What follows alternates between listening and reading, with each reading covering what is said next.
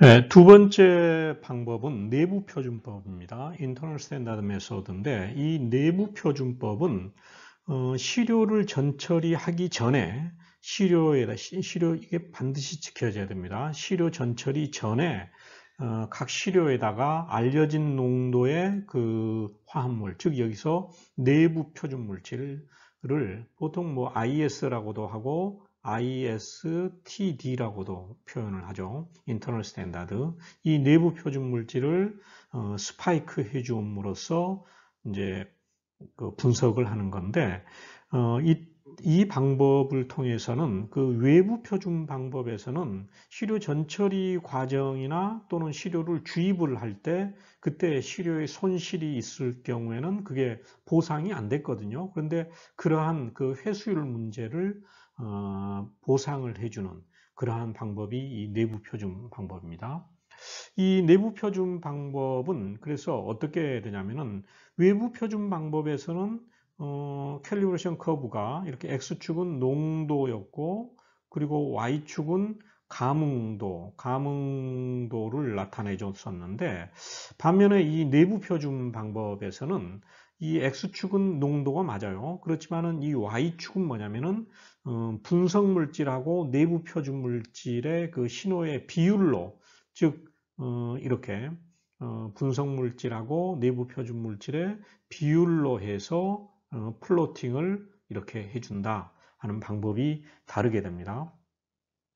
그러면 이 이제 외부 표준 방법을 사용을 하려고 하면은 어떻게 되냐면 특히 크로마토그래피 GC나 HPLC에서는 이 내부 표준 물질은 어떤 성질을 가지고 있어야 하냐면은 우리가 분석하고자 하는 분석 물질하고 거의 동일한 추출 효율 그리고 크로마토그래피의 그 머무름 시간 그리고 또 질량 같은 그러한 특성을 가지고 있어야 된다는 거죠. 그러려면은 이 내부 표준 물질은 어떤 물질이어야 하냐면은 우리가 분석하고자 하는 그 분석 물질하고 유사한 화학 구조를 가진 물질일 경우에 이게 이제 이런 성질을 가지고 있는데 예를 들어 이래요. 어떤 물질이 이렇게 있으면 얘가 CH3였다. 이게 분석하고자 하는 물질이. 그러면은 이것을 H2CH3 이러한 화합물이면 이게 이제 탄소 하나 차이 있잖아요. 그러면은 거의 유사하다는 거죠. 유사한 머무름 시간도 가지고 추출 효율도 가지고 있다 하는 건데 이제 이런 것을 구하기가 굉장히 힘들 때가 있고 그러는데 특히 이제 질량 분석법에서는 그래서 LC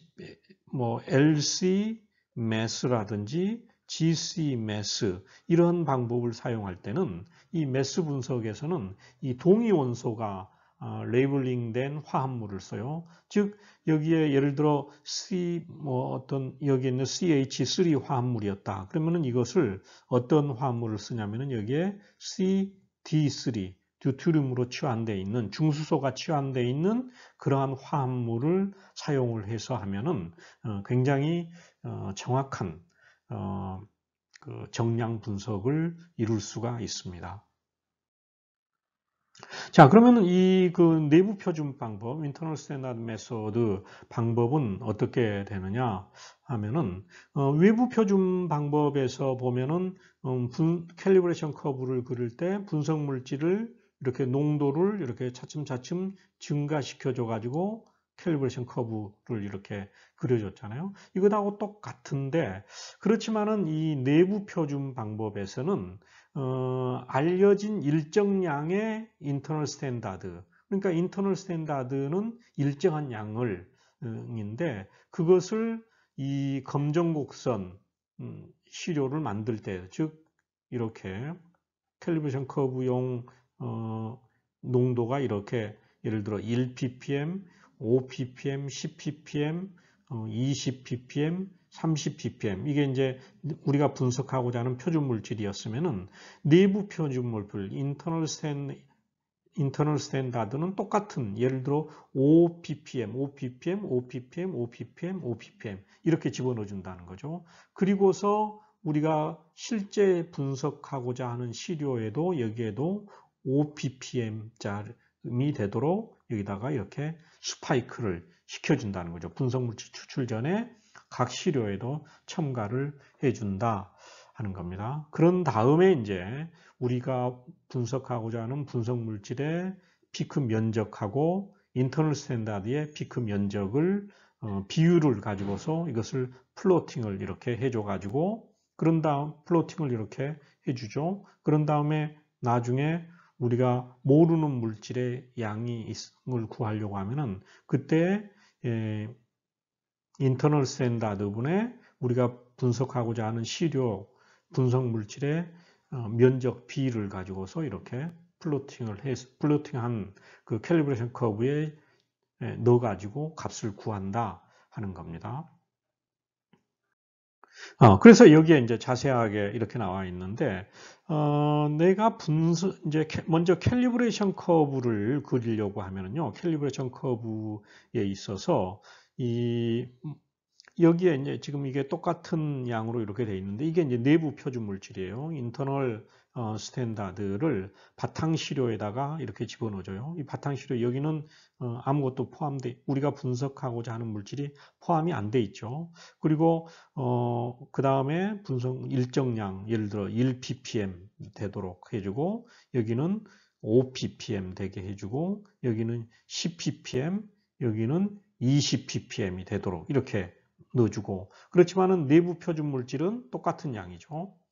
이렇게 해주고 나서 그리고서 이제 미지의 시료 우리가 이제 그 분석하고자 하는 물질이 여기 있는데 이게 얼마냐 하는 것을 알려고 하는 거죠. 그 시료에도 이제 시료 전처리 전에 똑같은 양의 이 내부 표준 물질을 여기다가 이렇게 똑같은 양을 스파이크를 시켜줘서 시료 전처리 과정을 거쳐서 분석을 한다 하는 겁니다. 네, 자 이렇게 해서 내부 표준법에 의해 가지고 캘리브레이션 커브를 그리면은 이와 같이 나오죠. 이와 같이 직선식이 얻어지는데 그 캘리브레이션 커브는 분석 물질의 농도분의 인터널 스탠다드 대 분석 물질의 그 면적 B가 되죠. 기기 감응도의 B가 얻어진다는 거죠. 그러니까 두 개 완전히 외부 표준법하고 다른 것은 뭐냐면은 외부 표준법에서는 분석 물질의 신호값을 그대로 플로팅을 해줬는데 이 내부 표준법에서는 분석 물질의 신호 대 인터널 스탠다드 내부 표준 물질의 신호의 B를 플로팅을 해줘요. 그리고 이제 미지의 시료에서도 측정된 미지 농도의 분석 물질 대 인터널 스탠다드의 신호 B를 가지고서 이것을 이 수식에다가 집어넣어줘 가지고 이 X 값을 구해준다 하는 겁니다.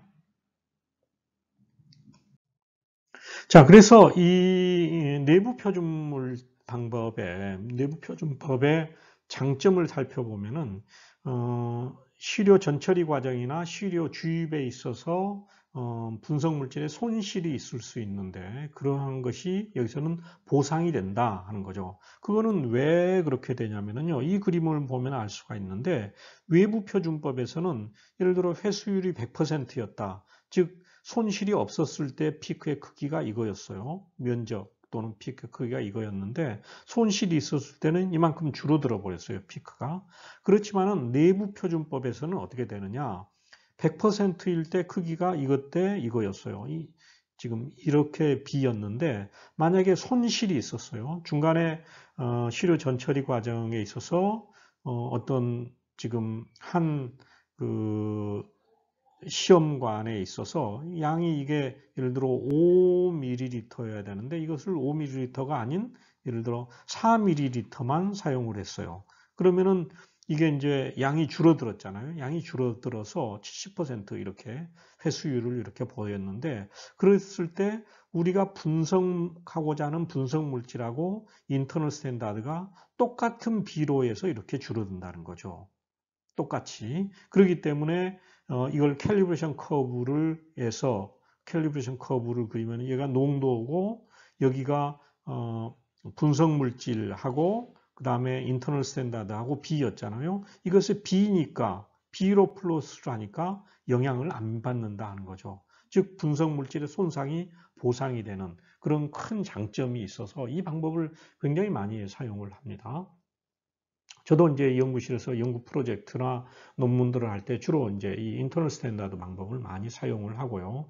그렇지만은 이것의 단점은 뭐냐 하면은 내부 표준 물질을 구하기가 굉장히 힘들어요. 또 구했다 하더라도 이것을 첨가량을 일정량을 집어넣어 준다는 것이 굉장히 힘듭니다. 예를 들어 캘리브레이션 커브를 이렇게 그리고 내가 분석할 시료가 이렇게 있다.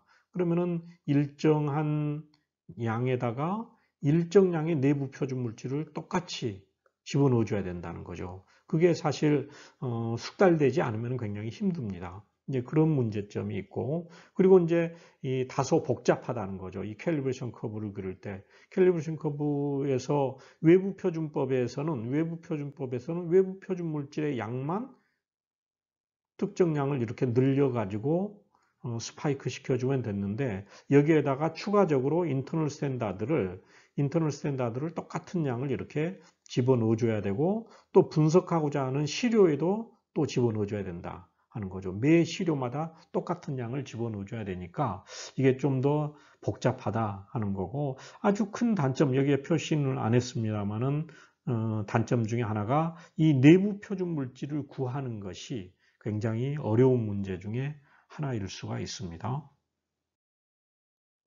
그리고 이제 참고로 동위 원소 표지 인터널 스탠다드, 즉 아까도 봤었는데 예를 들어 CH3였다. 이것의 내부 표준 물질로 어떤 물질의 CD3다 이렇게 돼 있으면은 이렇게 동위 원소 치환이 됐으면은 이거는 이제 이 앞에 동위원소 치환이 되지 않는 것하고 물리화학적 특성이 거의 동일합니다. 동일하기 때문에 크로마토그래피 상에서 분리가 안 돼요. 여기에서 같이. 예를 들어 GC나 LC에서 이런 분리가 완벽한 분리가 안 이루어져요. 그렇지만은 문제가 되지 않는 것이 뭐냐면은 이것의 분자량이 이게 차이가 3만큼 차이가 난다는 거죠. CD3고 여기는 CH3니까 이만큼 차이가 나니까 그 차이 난 것을 가지고서 우리가 정량을 해주면 됩니다. 정량 그것을 이제 여러분들 여기서는 그걸 설명을 하지 않겠는데 그렇게 어렵지가 않습니다.